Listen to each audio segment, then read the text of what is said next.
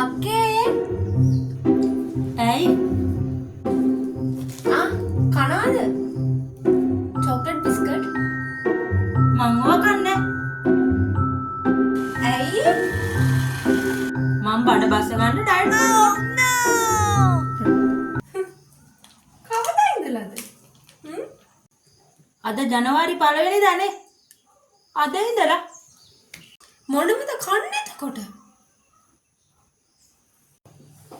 කොමඩු, පිපිඤ්ඤා, සලාද ඒව තමයි ඉතින්. ඉන්න මං ගිහින් අරන් එන්න. A few moments later. අක්කේ